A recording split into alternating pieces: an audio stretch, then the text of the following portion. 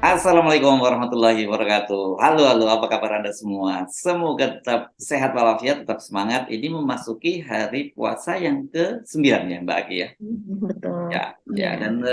dan ini, tetap saja kita, akan ngomongin beberapa topik aktual dan ini kelihatannya meskipun Ramadan, itu tensinya Mhm, bukan turun. Jadi biasanya dulu kalau kita ingat ya Mbak, zaman-zaman masih kita di lapangan gitu ya, kalau Ramadan iya. ini kita paling susah cari cari berita ya Mbak ya. Paling biasanya itu ngarepinnya, kalau ngarepinnya doorstop dibuka buka bersama ya, biasanya Buka sering gitu ya bersama. kita dapatnya ya. Nah Iya, sekarang betul sekali. buka bersamanya nggak boleh lagi sama Pak Jokowi. Jadi bingung juga teman wartawan kalau tidak ribut-ribut. Tapi sekarang ini kan banyak sekali keributan. Jadi saya Mhm, kira ini Ramadan ini teman-teman wartawan tidak akan kesulitan ya mencari berita. berita. Nah, kita akan bahas apa saja berita yang menarik itu dalam program membaca berita di balik berita off the record bersama saya Hers Beno Arif. Dan saya Gibeta, senang sekali menjumpai Anda kembali di akhir pekan, Mas Hersu ya. Hari ini Sudah akhir pekan aja ya. iya, cepat juga Ini ya. ini kebiasaan lama kan kalau kita dulu jadi wartawan gitu, apalagi waktu masih di stasiun televisi berita gitu, kita nggak pernah tahu hari libur kan Mbak ya, tanggal merah, akhir pekan nggak tahu, tahunya ya kalau waktunya libur, waktu nggak piket gitu ya. Kalau waktunya piket ya masuk, mau tanggal merah, mau hari raya segala macam nggak peduli soal itu. Nah gitu kadang-kadang kalau Mbak Agi ngomong, "Oh, ini akhir pekan." "Oh iya ya, saya sering lupa." "Oh ya libur ya, tanggal apa ya?" Merah saya nggak pernah perhatiin yang begitu-begitu. Oke, mari kita, bahas apa saja topiknya. Menurut saya ada 2 hal yang saya kira saat ini jadi hot topic ya.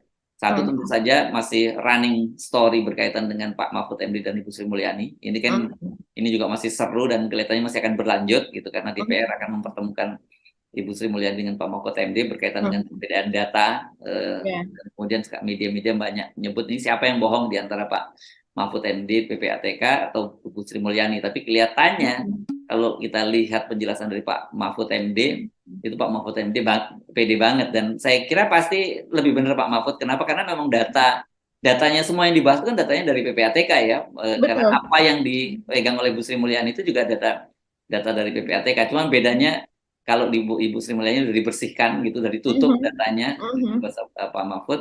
Sementara kalau Pak Mahfud masih lengkap, data masih asli lah gitu datanya. Itu satu topik mhm. yang selain itu saya kira lebih pada Piala Dunia ya. Piala Dunia kita Iya. sama-sama tahu sudah Indonesia sudah dibatalkan menjadi tuan Mhm. rumah sepak bola dan itu artinya sebagai hak sebagai ikut peserta Piala Dunia karena kan kita memang tidak masuk dalam Iya. penyisian grup gitu ya Mbak, penyisian Mhm, grup di Asia Asia saja kan ASEAN kan kita nggak mhm. masuk. Jadi ya kita dengan pindahnya tuan rumah hak untuk ikut serta itu lepas gitu. Nah ini Iya. kemudian yang paling banyak disalahkan dalam hal ini adalah itu Ganjar Pranowo gitu. Kalau kita lihat wah akunnya Pak Ganjar diserbu habis-habisan oleh netizen dan para pemain bola. Saya kira 2 topik itu Mbak ya yang kita akan bicarakan ya dari sisi, Piala Dunia yang gagal dan kedua juga berkaitan dengan pajak. Nanti pajak itu rame karena di situ ada Rafael Alun yang akhirnya dijadikan Mhm. tersangka setelah sekian sekian lama, kok lama banget gitu ya penetapannya baru setelah ribut-ribut. Ini kalau padahal kan biasanya kalau penyidik itu atau polisi itu kan segera orang itu ditetapkan jadi tersangka ditangkap. Iya. Kenapa? Supaya Mhm. satu tidak mengulangi perbuatannya menghilangkan barang bukti itu antara lain itu Mhm. yang Mhm. dikhawatirkan ini kan gitu. Mhm. Kenapa kok kemudian kok ini sampai Mhm. lama banget dan baru sekarang dijadikan tersangka. Mhm. Nah, jadi Mhm. kerangkaian nanti kalau ngomongin Pak Mahfud, ngomongin Ibu Sri Mulyani itu ngomongin ke Rafael Alun gitu ya. Dan kalau Mhm. ngomongin ke Rafael Alun ada soal yang lagi rame nih katanya ada seorang artis atau laki-laki jadi aktor lah gitu ya dia atau apa ya artis sebenarnya ya artis Ya. pokoknya artis pria Mhm. inisialnya R bukan H ya. Kalau H itu kan bisa Hersono kan bukan artis ya. Ini lagi rame yang disebut ada terlibat dalam pencucian uang. Sebelumnya ada artis perempuan yang di inisialnya P gitu, sampai sekarang kita belum belum jelas gitu. Mhm. Mari kita mulai dari Piala Dunia, Mbak Agi. Iya, Piala Dunia ini akhirnya menemui jawabannya ya Mas Hersu ya, bahwa akhirnya kita tidak dicoret lah ya menjadi penyelenggara sebagai tempat penyelenggara U20 begitu. Ya ini yang kemudian rame mungkin ditujukannya kepada Pak Ganjar tentu saja karena Pak Iya, Ganjar ini aktif di medsos dan juga dia sebagai dua gubernur yang kemudian menolak secara langsung begitu. Yang lain-lainnya kan walaupun ada pertimbangan-pertimbangan misalnya di Sumatera Selatan gitu kan ada juga kota yang tempat di mana ada stadionnya dan kemudian menolak untuk kalau seandainya Israel bertanding di situ juga menolak tapi tidak begitu kentara begitu karena memang tidak speak up dan kemudian juga tidak berbicara dengan keras begitu ya kepada media. Nah, yang pertama kan tentu Pak Koster. Nah, kalau Pak Iwayan Koster ini ya dia juga bukan seorang YouTuber begitu ya Mas Hersu ya. Jadinya memang juga tidak biasa di akun medianya kemudian itu kemudian ada banyak sekali tanggapan begitu. Memang ada tanggapan di Pak Iwayan Koster juga sebelum dia menutup akunnya kan, yaitu bahwa meminta supaya dia minta maaf dan sebagainya. Orang di Bali pencinta sepak bola itu merasa kecewa. Tapi memang terus kemudian kurang berlanjut begitu karena kemudian ditutup kolom komennya. Tapi kalau Pak Ganjar ini pada unggahan yang terakhir saja Mas Hersu yang dia mengunggah pembicaraan dia dengan seorang mantan teroris begitu ya, ya, teroris ya, bom ya. Bali, itu saja saya lihat sudah ada 100.000 lebih komentar. Komentar loh, bukan like loh. Biasanya like itu lebih banyak daripada komentarnya begitu ya. Nah, kalau like-nya itu juga sudah ratusan ribu, tapi komentarnya ini terus saja bertambah karena tidak berhenti. Menit demi menit itu orang saling bersautan, saling berkomentar. Dan kebanyakan di situ memang mengomentari dan menyayangkan sikap dari Pak Ganjar begitu.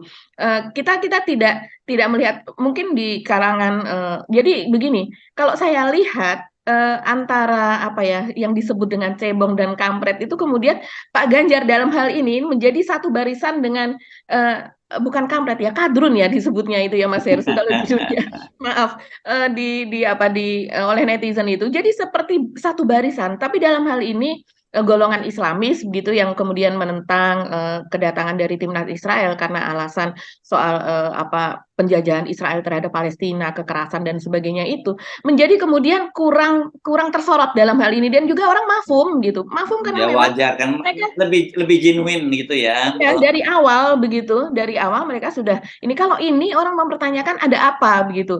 Apakah memang hanya semata alasan masa lalu sejarah apa yang dilakukan oleh Bung Karno ataukah memang ada alasan politik begitu di balik ini begitu yaitu untuk ya, meraih ya, ya, ya. popularitas dan sebagainya gitu. Ini menarik ya karena memang saya perhatikan Anda benar gitu. Saya orang yang bukan memperhatikan itu, tapi saya dikirimi linknya Instagramnya Pak Ganjar Pranowo kalau tidak salah itu yang pertama kali yang diserbu itu ketika beliau mengunggah ketika datang ke menjenguk orang lansia ya di Panti Jompo ya. Iya, iya betul. Ya itu pagi kemarin aja itu sudah sampai 200.000 like-nya komennya ya komentar-komentarnya Iya. sampai tembus sampai 300.000 gitu. Saya coba kemudian membanding-bandingkan dengan konten-konten sebelumnya.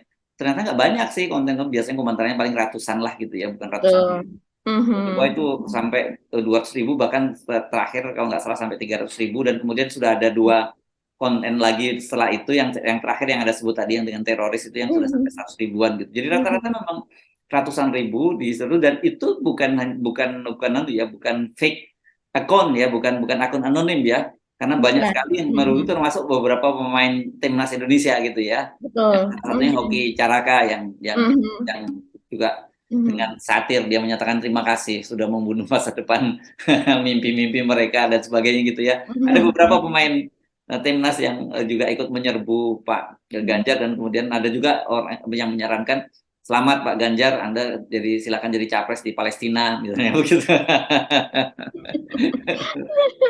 Iya, karena mungkin ini orang kan melihat jejak dari Pak Ganjar ya Mas Hersu, di mana Pak Ganjar ini kan orang yang memang paling sering salah satu gubernur begitulah ya, yang sering juga mengatakan soal radikalisasi Iya, begitu. itu di unggahan terakhir tuh masih angkat itu kan Mbak ketika ketemu teroris itu masih angkat itu kan? Iya, iya. Iya, dia masih mengangkat itu begitu. Dan di event-event yang lain, acara yang lain dia juga selalu menekankan itu, yaitu membasmi radikalisasi dan seolah-olah radikalisasi ini terus berkembang dan kemudian menjadi bahaya laten yang memang harus terus diperangi dan sebagainya. Jadi kemudian kemudian inilah yang kemudian dibawa sekarang juga. Dan saya juga orang juga heran ya Mas Hersu ketika pada unggahan yang terakhir ini, apa maksud dari Pak Ganjar dengan mengunggah seorang mantan teroris bom Bali begitu ya Ya, yang pernah ya, dia ya. wawancara. Orang kan jadi kemudian berkesimpulan bahwa ini loh saya ini sebenarnya adalah orang yang pro untuk meredekalisasi begitu. Jadinya Radikalisasi, ya, ya. deradikalisasi ya. Iya, nah terus kemudian, jadi seolah-olah saya itu dengan Anda itu sebenarnya sama, kita ada di jalan yang sama, tapi kan orang tetap menolak di situ, begitu. Ya, ya. Dan cara Baik. menjawabnya itu tidak tidak ini, apa ya, kurang-kurang tepat lah dijawab dengan cara seperti ini. Ya, ya.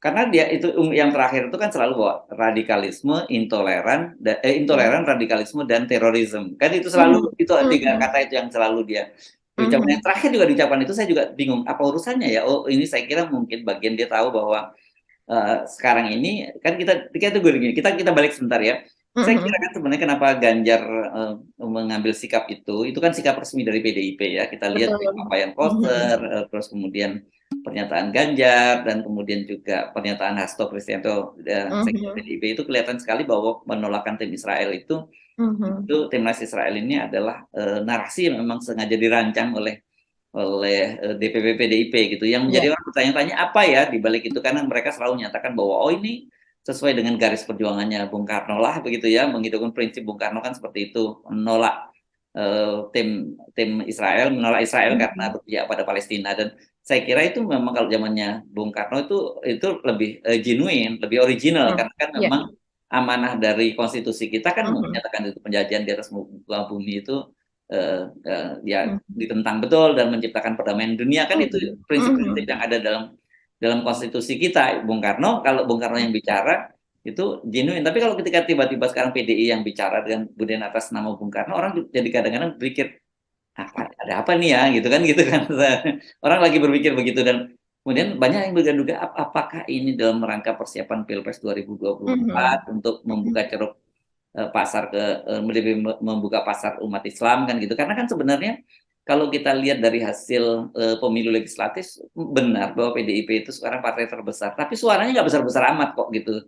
Ya, Mhm, total mhm. kursinya betul 20% memenuhi presidensial threshold, tapi jumlah suara perolehannya PDIP itu cuma nggak sampai 20%, 19, sekian persen, saya lupa persisnya, tapi di bawah 20%. Dan jangan lupa pada waktu itu dia jadi partai penguasa, ada kadernya yang jadi presiden Pak Jokowi. Jadi sebenarnya ya nggak terlalu besar segmen dari PDIP itu. Nah mungkin sangat Mhm. wajar kalau kemudian mereka mencoba membuka ceruk pasar di kalangan umat Islam kan itu sebenarnya orang-orang berpikir dan itu sebenarnya sebagai sebuah Iya.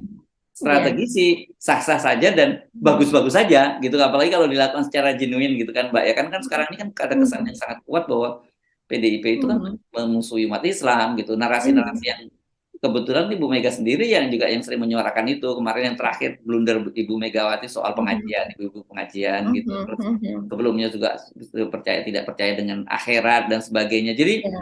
ketika Mhm. tiba-tiba PDIP melakukan itu karena bagaimanapun juga narasi Palestina itu meskipun sebenarnya ini nggak tepat juga kalau kemudian dianggap ini bagian narasi kanan banget, tapi Mhm. apa boleh buat seperti itu karena realitasnya kan orang-orang Palestina juga tidak semuanya Muslim juga kan begitu ya. Tapi apa boleh buat itu narasi kanan dan jadi orang lihat kalau PKS yang teriak-teriak ya ya memang PKS ya biasalah yang dalam soal yang begitu itu dia harus ngomong seperti itu.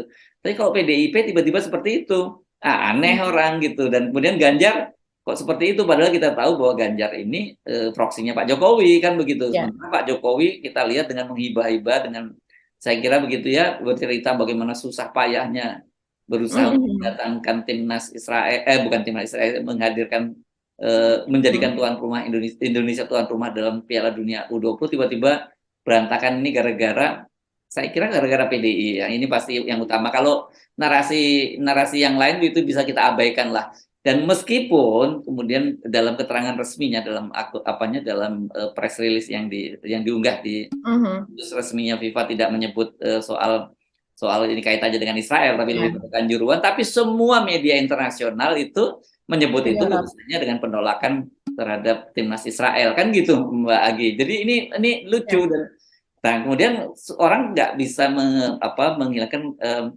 fakta bahwa oh ini mungkin Pak Ganjar justru sedang mencoba mengajuk hati Ibu Megawati dengan ikut seperti itu. Tapi ternyata kemudian jadi blunder gitu ya. Dan berhadapan dengan Pak Jokowi, dan kemudian yang lebih menarik disebut-sebut bahwa Ganjar ini jadi antitesanya Pak Jokowi dalam politik dunia. Ini kan antitesa ini paling sensitif nih kalimat ini, dan partai-partai yang dukung Ganjar itu terutama PAN, P3 dan juga termasuk PDI juga, Hasto ya dalam hal ini juga membantah kalau Ganjar itu antitesanya dari Pak Jokowi. Iya, memang ini memang soal antitesa itu juga menjadi ramai sekali ya, menjadi bantah-bantahan. Dan sebenarnya kalau kemarin eh, Ganjar begitu ya tidak ikut mengatakan seperti halnya mengikuti Pak Iwayan Koster begitu. Kalau Iwayan Koster kan memang dia wajar dia mengatakan demikian karena dia menolak tempatnya yaitu Bali sebagai tempat drawing atau tempat pengundian karena memang dia yang ditunjuk oleh FIFA begitu kan. Bukan atas permintaan tapi memang ditunjuk dan kemudian dia menerima. Nah, kalau Jawa Tengah ini kan memang sama posisinya seperti 5 provinsi lain yaitu DKI, Jawa Barat, Jateng, Jatim, Bali dan Sumsel begitu yang hanya di apa yang selain kalau Bali selain jadi tempat drawing juga sebagai tempat pertandingan begitu kan.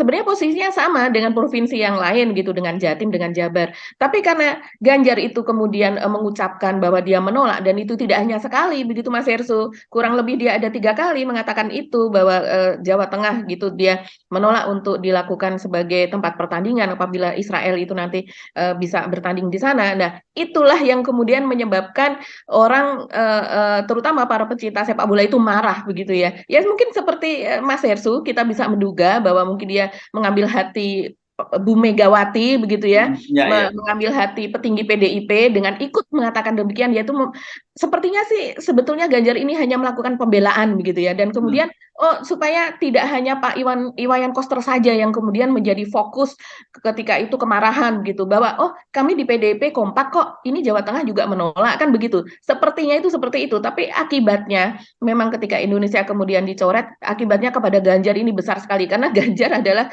seorang ya dia YouTuber dia setiap hari aktif di medsos tidak hanya di YouTube di Twitter juga dia di Facebook dimanapun lah ini dan kemudian dia juga tidak hanya Ganjar ini kan tipenya tidak hanya mengunggah tapi dia juga menyahuti gitu Mas Hersu. Dia menjawab. Jadi dari netizen atau dari followernya itu ketika berbicara dia jawab kadang lucu-lucuan seperti itu.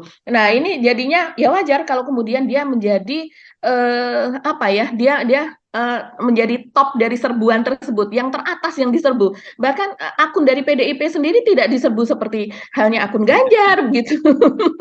Dan ini dampaknya saya kira buat Ganjar kalau dia tetap karena kan di bagaimanapun dia berambisi untuk menjadi calon presiden ini dia kehilangan segmen yang besar sekali karena ini isu ini bukan isu partisan ya, isu sepak bola Piala Dunia ini karena baik kelompok yang dulu kita sebut sebagai Cebong dan Kampret itu dua-duanya pendukung sepak bola gitu dan sekarang ini dua-duanya marah kalau yang satunya yang kelompok kanan gitu ya pasti memang tidak akan memilih Ganjar tapi yang harus diperhitungkan oleh Ganjar kelompok-kelompok yang bukan kelompok kanan, kelompok yang kiri atau yang di tengah gitu yang selama ini mungkin cenderung akan memilih Ganjar tapi sekarang mulai hari ini saya kira mereka langsung balik badan tuh kan gitu ya terhadap Ganjar. Jadi ini dampaknya ini apa ya? Ini damage-nya ini luar biasa buat Ganjar batalnya Piala Dunia U20 di Indonesia ini.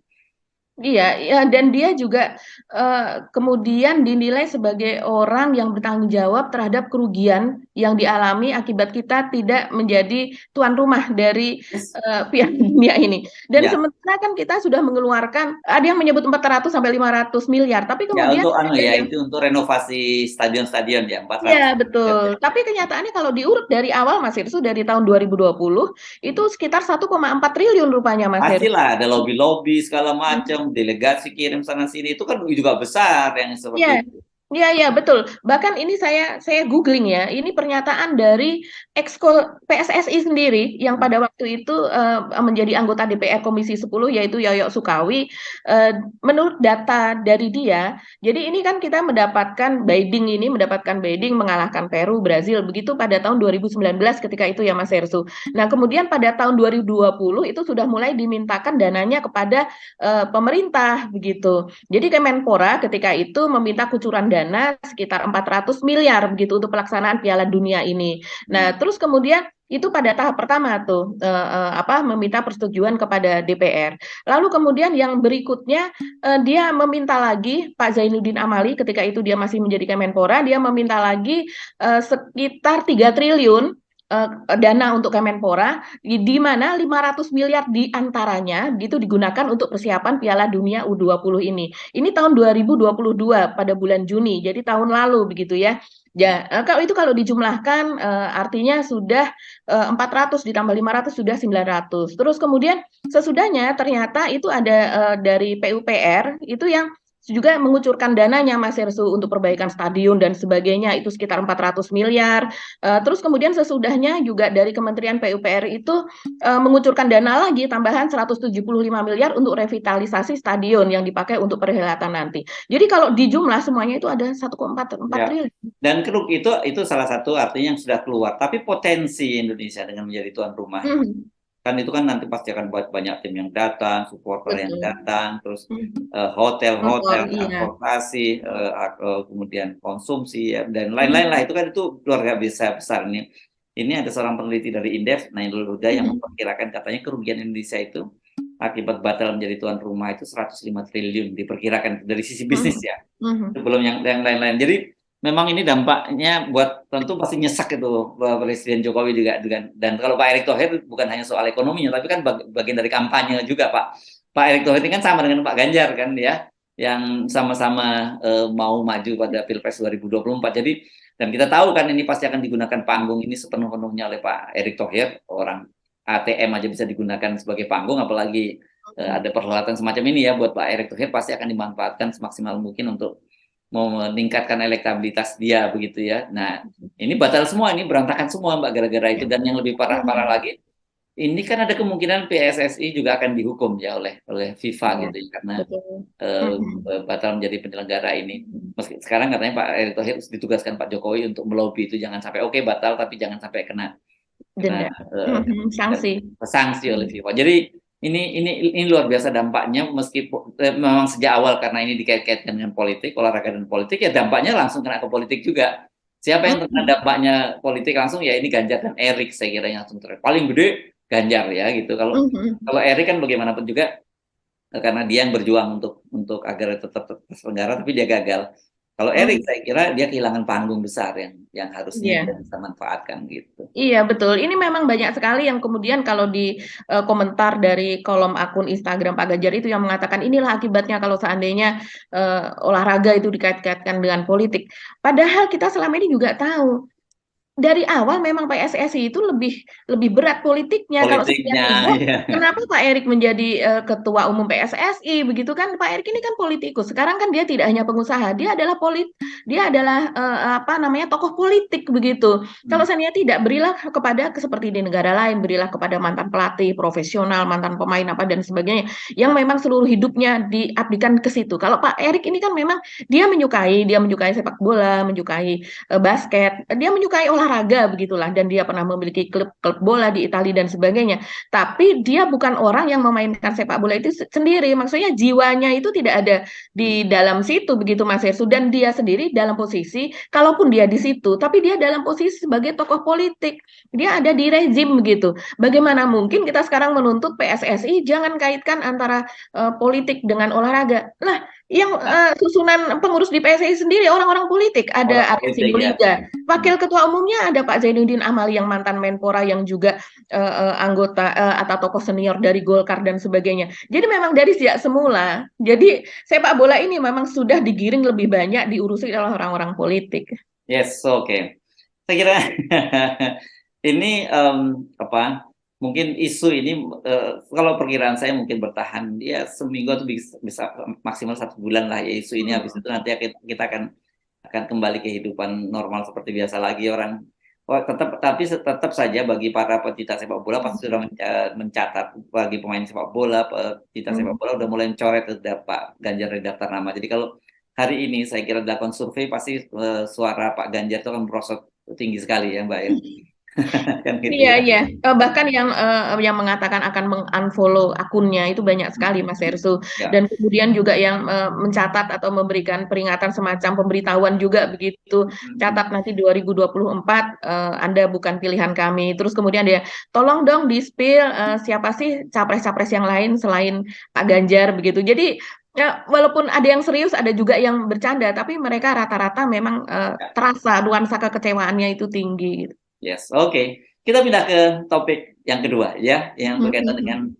sekarang ini. Nah, ini menurut saya kalau ini akan lebih panjang ini dampaknya ketimbang tadi Ganjar Pranowo ya. Ganjar Pranowo ini mungkin ini kan nasib if kalau dia dapat tiket gitu kan kita belum tahu Hmm. tiketnya dari Ya. mana. Kalau dia nggak dapat tiket juga udah selesai juga kan begitu. Tapi kalau Mhm. ini akan panjang apa yang terjadi antara Ibu Sri Mulyani dengan Pak Mahfud MD itu karena ini tanpa orang sadari bahwa ini berkaitan dengan permainan politik tingkat tingginya juga terasa kental sekali kan. Karena Ya. sejak awal kita mengamati kenapa kok satu Ibu Sri Mulyani dan Departemen Keuangan itu sangat defensif gitu ya. Kedua, Hmm. ketika kemudian bergulir bolanya ke DPR, mengapa DPR itu juga terkesan sangat backup penuh Ibu Sri Mulyani dan kemudian memusuhi Pak Mahfud MD begitu ya. Mhm. Dan yang Mhm. menarik itu ternyata bukan hanya partai pendukung pemerintah, bahkan partai oposisi seperti Demokrat juga malah bersikap lebih keras lagi Mhm. menghadapi Pak Mahfud MD gitu. Itu yang Mhm. saya kira ini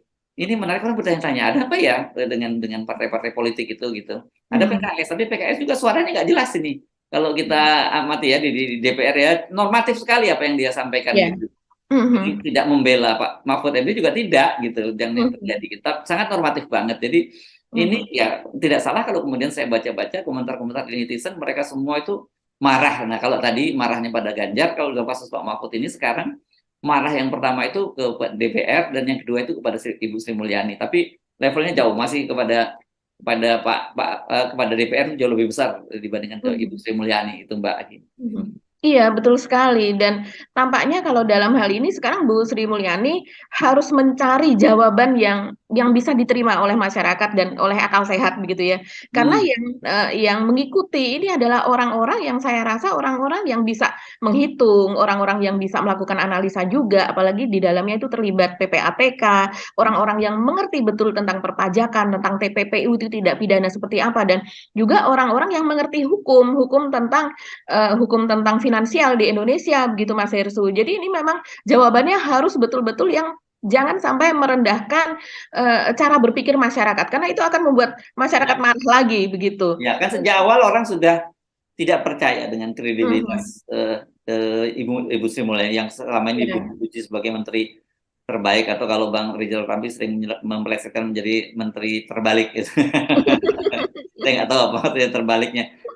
Kredibilitasnya orang hancur itu dengan muncul kasus Rafael, kasus Rafael Alun yang sekarang sudah jadi tersangka, terus kemudian ke Bea Cukai, dan yang terakhir dengan TPPU ini dan Mhm. tindak pidana pencucian uang yang 349 triliun ini dan kelihatannya sejak awal kelihatan sekali Ibu Sri Mulyani sangat defensif dan gitu kemudian Ya. seolah-olah mendinai gitu apa yang Mhm. terjadi dengan bertahan Betul. bahwa menunjukkan dia tidak Mhm. pernah terima suratnya, tidak pernah Mhm. dan dia menyatakan bahwa sebenarnya temuan-temuan itu justru lebih banyak itu inisiatif ininya datang dari Kementerian Keuangan dan kemudian kalau terjadi di Kementerian Keuangan itu bukan pegawai Kementerian Keuangan tapi yang melibatkan urusan-urusan terutama di kepabeanan kan begitu Betul. yang selalu disampaikan Ibu Sri Mulyani dan kita ingat kemarin ketika Ibu Sri Mulyani bicara di Komisi 11 hari Senin ya Mhm. itu Mhm. kan pede banget Ibu Sri Mhm. Mulyani Ya. menyebutkan kronologinya seperti apa tapi kemudian ternyata terbukti begitu Pak Mahfud MD dan Kepala PPATK tampil di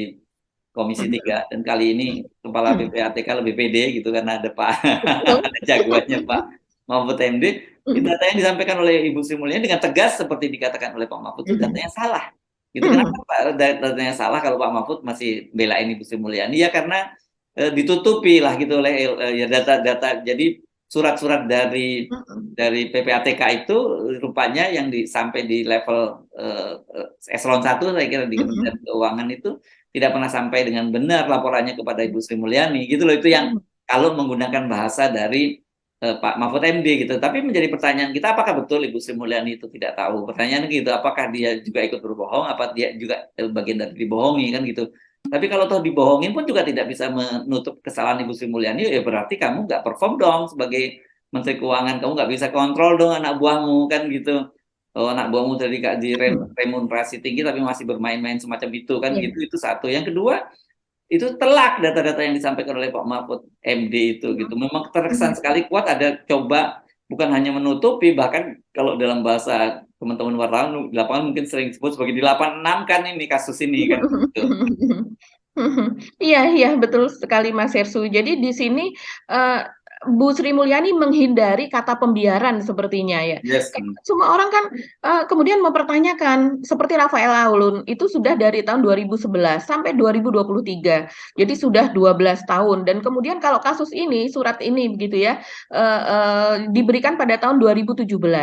Dan kemudian ketika dikonfirmasi lagi tahun 2020 itu kan sudah selama 3 tahun, katanya tidak ada. Kemudian baru diberikan lagi dan kemudian menurut Pak Mahfud MD, apakah setelah tahun 2020 itu ditindaklanjuti? Ternyata juga tidak, katanya Tidak, iya. demikian. Hanya dibayar pajaknya saja. Dan tentunya itu orang akan mengatakan bahwa Ibu Sri Mulyani berarti selama ini melakukan pembiaran terhadap kasus tersebut dengan nilai yang sangat besar, jauh di atas skandal Senturi ketika itu begitu.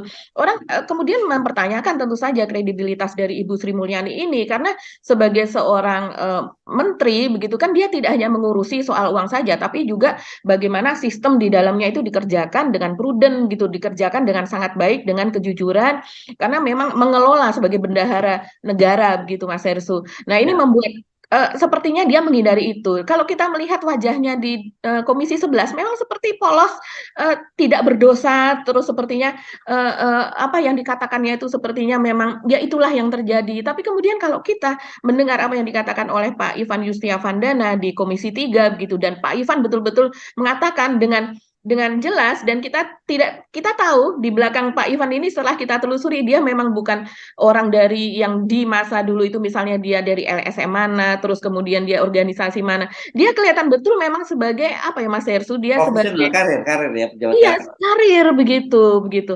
Sebagai auditor begitu ya dan, dari situ kelihatan betul dan, agak-agak polos sih sebetulnya Pak Ivan ini kalau Yang kita lihat bukan ya, agak mohon maaf polos gitu ya. ya. Ya mohon maaf gitu. Tapi Ya. terlihat betul ketika dia datang sendiri di Komisi 3 dan, gesturnya, apa yang dikatakan, mimik wajahnya dan kemudian ketika datang kembali bersama Pak Mahfud MD, kelihatan betul dia, bergairah, dia senang, dia cepat-cepat menjawab, ingin menjelaskan semuanya begitu kan. Dan kemudian ketika pada titik dia mengatakan bahwa nilai dari 35 triliun itu kemudian dipangkas menjadi 22 triliun dan terakhir itu dipangkas di mana TPPU itu yang paling khas adalah di situ ada nomine, ada kepanjangan tangan dan sebagainya, ada cangkang-cangkang perusahaan di sekitarnya. Itu dipangkas oleh Ibu Sri Mulyani dan kemudian hanya menjadi 3,3 triliun itu. Ya. Padahal itu TPPU. Jadi TPPU bagaimana bisa disebut TPPU kalau di situ tidak ada cangkang, di situ tidak ada nomine? Ya, itu tugasnya dasar dari pembentukan PPATK adalah memang untuk TPPU kalau kita melihat Ya. undang-undangnya gitu. Iya.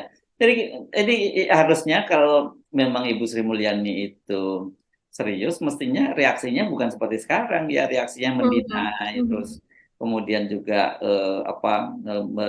melokalisir persoalan gitu ya, bukan bahwa Mhm. oh itu tidak terjadi di Kementerian Keuangan seperti yang Anda sebut tadi cuma tiga koma Iya. tiga triliun, tapi itu ternyata 3,3 triliun itu kata Bu Sri Mulyani lagi ya kan waktu itu banyak orang kaget itu termasuk gaji-gaji para karyawan Departemen Keuangan, ke Kementerian Mhm. Keuangan, terus juga ke transfer ke keluarga-keluarganya. Jadi Jadi kesan bukan TPPU, bukan TPPU, jadi dan kesannya ini mengada-ada sekali Pak Mahfud sama Kepala PPATK itu PPATK. kan dia. Jadi ya nggak salah kalau kemudian disampaikan oleh seperti Benny Harman ada niat, ada motif politik dicurigai begitu.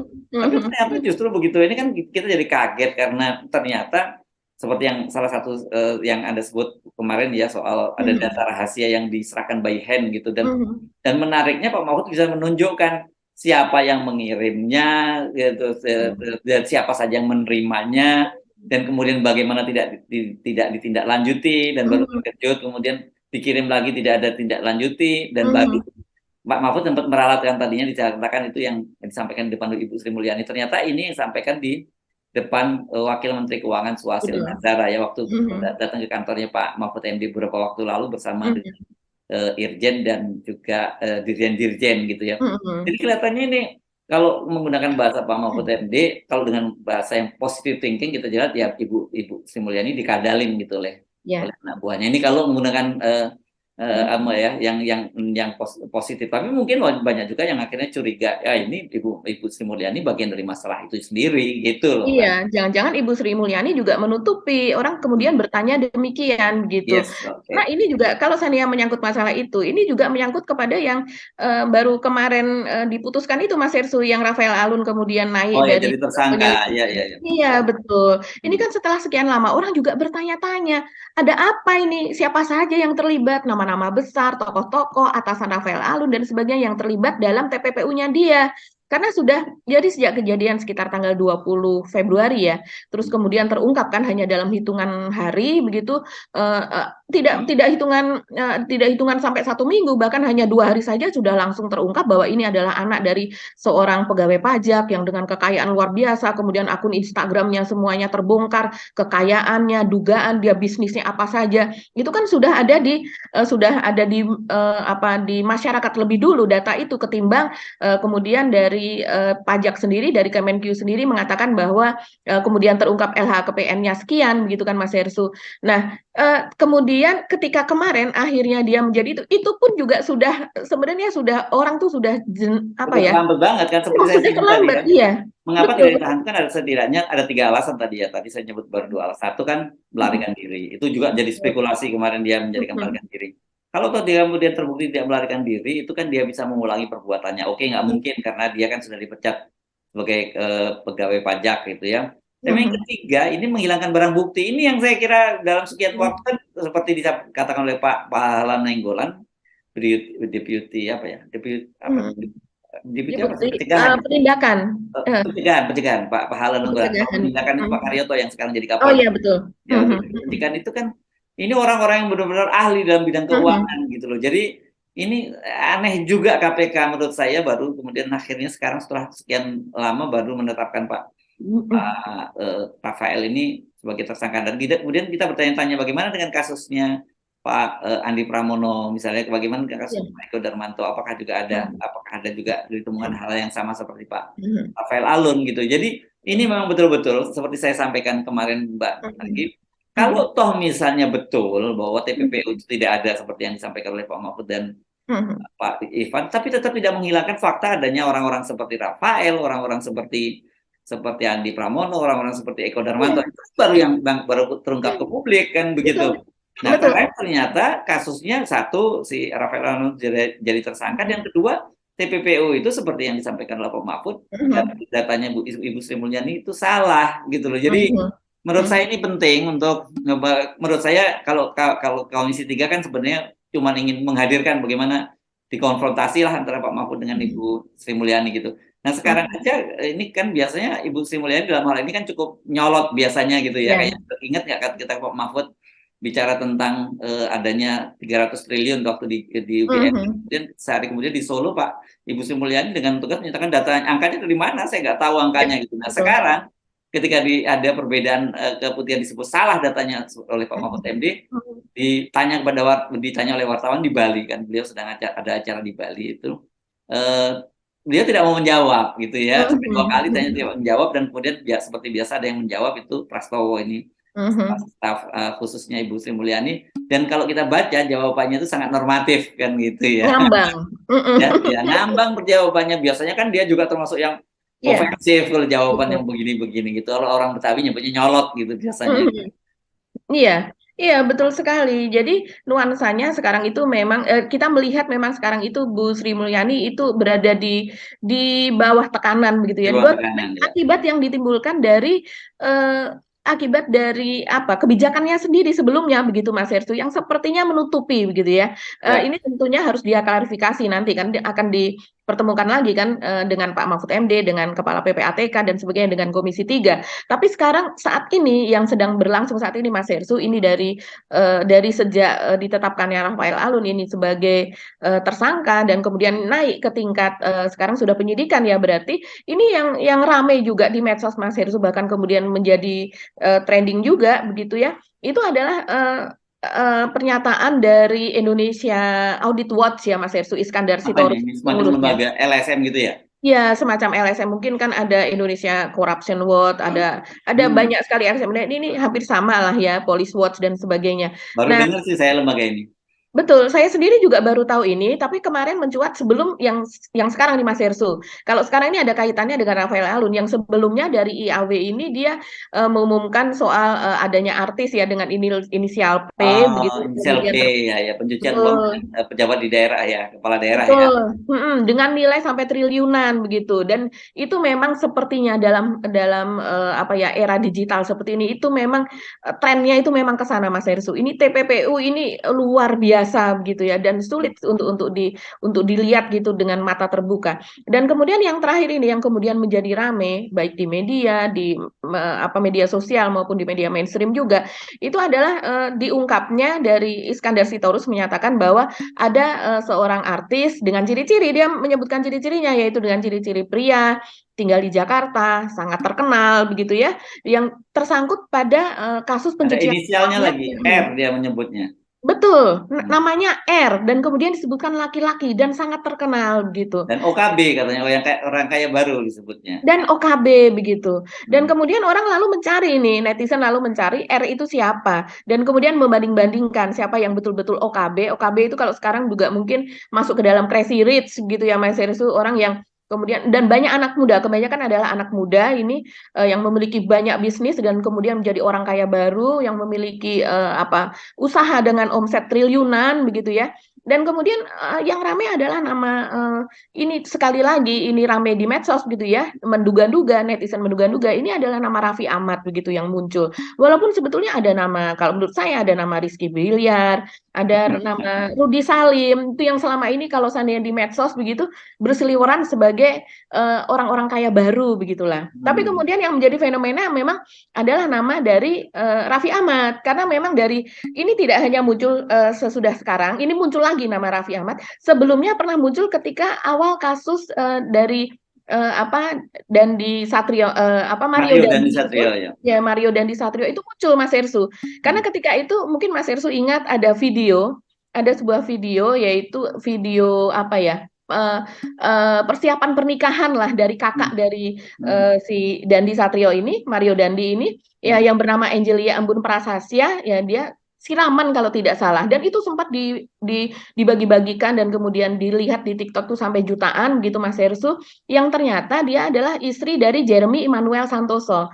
Nah, Jeremy ini selama ini dikenal sebagai manajer dari Rans Peak Basketball milik Raffi Ahmad begitu. Oh, itu sebabnya kemudian para netizen mengkait-kaitkan itu Ya, ya. Pernyataan ini ya, Iskandar kan inisialnya memang seperti itu, laki-laki, betul. inisialnya R, kemudian dia Mhm, sangat mhm, terkenal di UKB gitu-gitu ya. betul. Jadi kemudian Mhm, orang dikaitkan dengan itu ya. Oke, itu mhm, masuk mhm, akal. Tapi saya kira memang ini kita mesti hati-hati, jangan sampai ya. kemudian kalau kalau media tentu beda dengan media sosial ya. Kita jangan sampai Mhm.